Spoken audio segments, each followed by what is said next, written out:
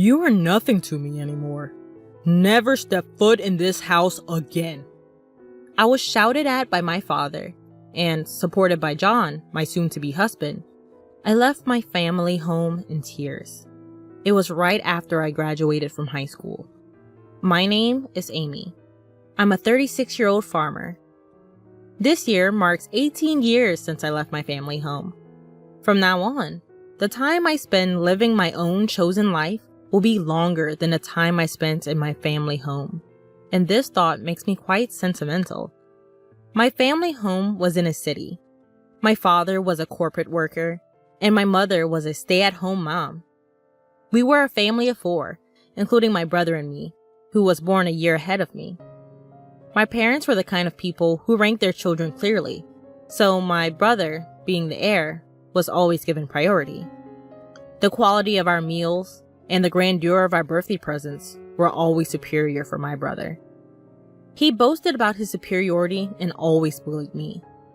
There were times when I felt lonely, and there were times when I cried out, "I want attention too!" But my parents never changed, so I gave up completely. The event that changed my life happened in the summer of my second year of high school.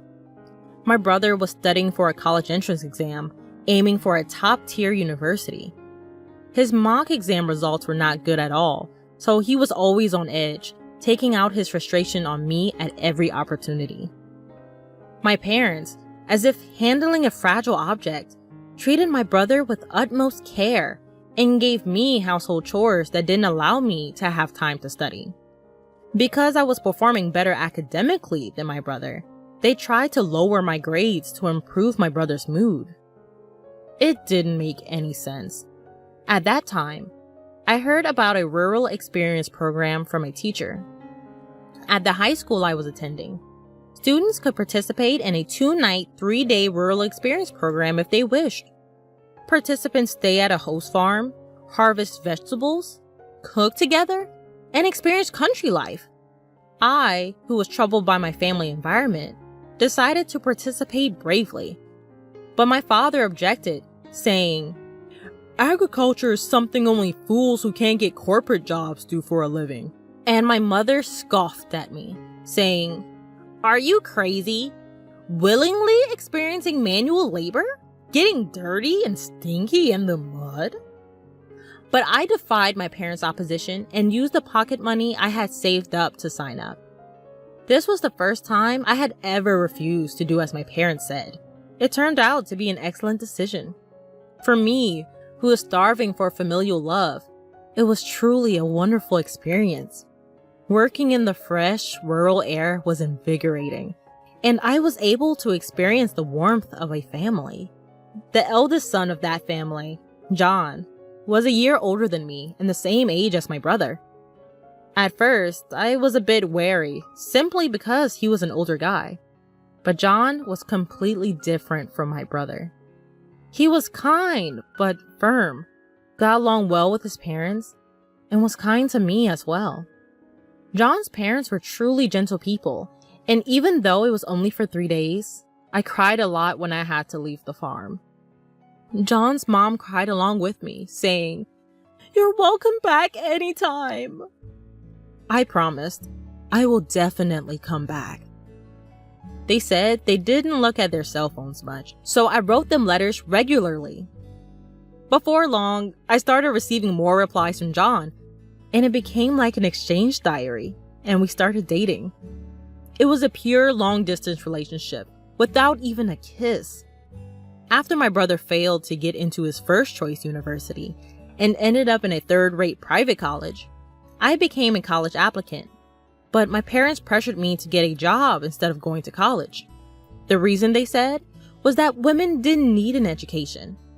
But the real reason was probably that they didn't want me to go to a better college than my brother.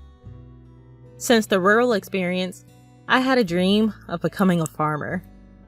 I could become a farmer without going to college.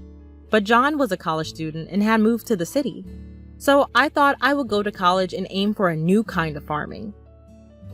Having a clear goal and purpose, I studied hard every day, despite interference from my parents and brother. However, when I passed the university entrance examination, my father was furious, saying, "Are you, a woman, planning to go to a better university than your brother?" My mother also said, "We don't have money to spend on you. Your brother needs money, so you should work and bring money home." I was desolate by my parents' words, and after a huge fight, I ended up cutting off all ties with them. John came to pick me up from home, and his parents, now my in-laws, supported my college expenses, and I ended up attending college. 4 years later, I married John. I never contacted my parents or brother during my college years, but when my in-laws said, "We have to at least give them a heads up about the marriage," we visited my childhood home for the first time in 4 years.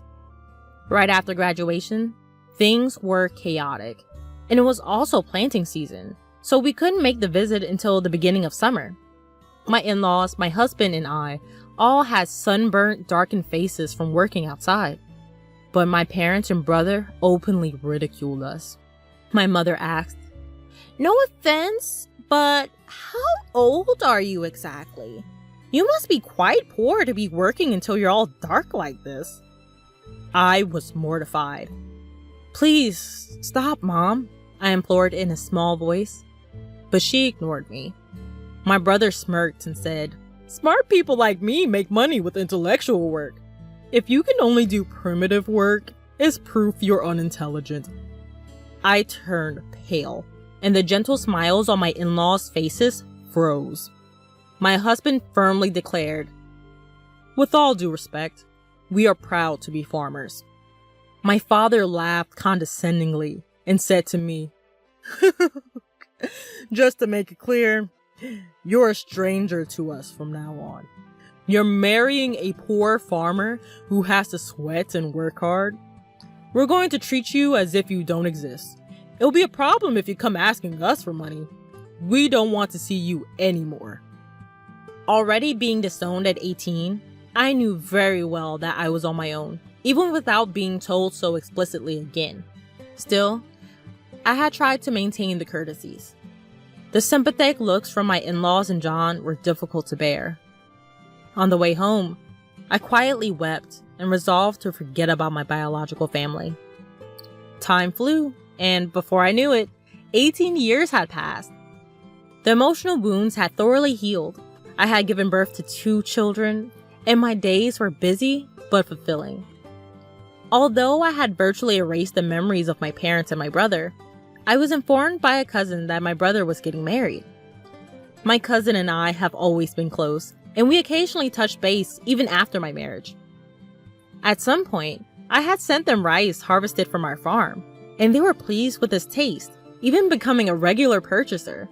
Therefore, we maintained a relationship, and we enjoyed chatting on the phone about once a month.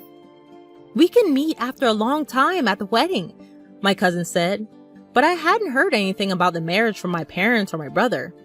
Well, since we're estranged, it's true that there's no way for me to know. "I heard they are building a new duplex. I wonder if it's completed." Apparently, both my parents and my brother and his wife planned to move after the wedding. My cousin knew about the estrangement between my parents and me, but they seemed to think that I would attend weddings and funerals. After finishing the phone call with my cousin, impulsively, I dialed my mother's cell phone number. However, I was met with an automated message saying, "This number is no longer in use." I tried calling my father next, and again, the same automated message. Had they changed their cell phone numbers? I didn't know my brother's number, so I couldn't call him.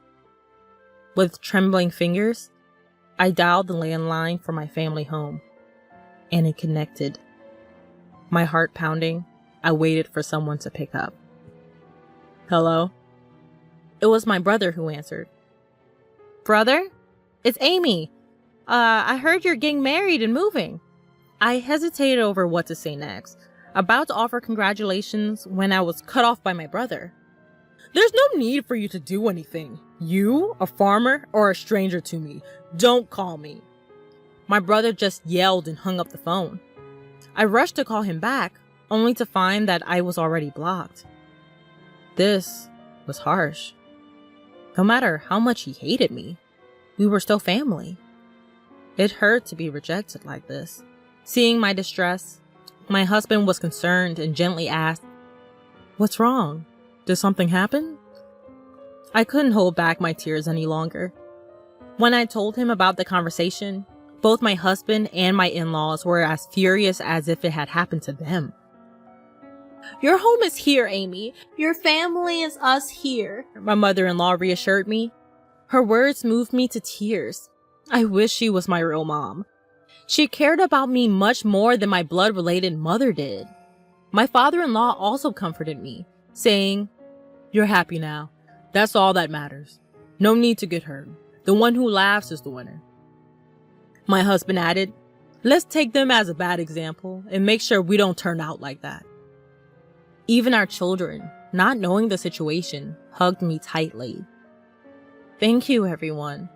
I felt a warmth in my heart, realizing how happy I was now, even though I wasn't blessed with a supportive biological family. However, things took a drastic turn when my business was featured on national television. My in-laws were originally large-scale grain farmers in the American Midwest.